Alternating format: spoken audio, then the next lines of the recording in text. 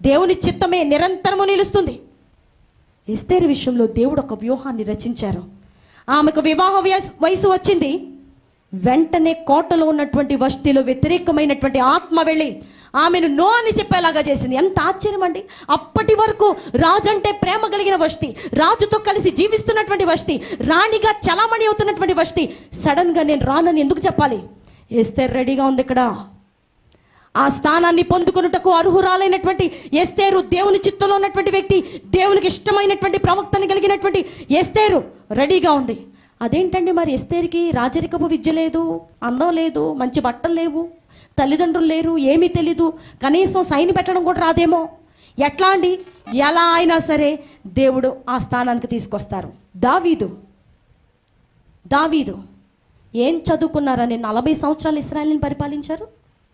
దావీదు ఏ రాజరికపు విద్య నేర్చుకున్నారని ఆయన కుడి ఎడమల యుద్ధం చేయగలిగిన సామర్థ్యం దేవుడు ఆయనకి ఇచ్చారు. దేవుడు ఒక వ్యక్తిని దీవించే ముందు ఏమీ లేకపోయినా దీవిస్తారండి.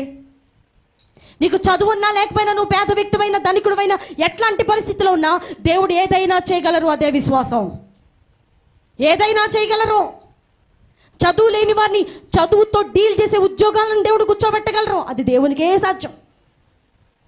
నేను దాన్ని అందుకొనలేను అన్న వాటిని మన చేతికి అందించే దేవుడు, అది ఆయనకే సాధ్యము.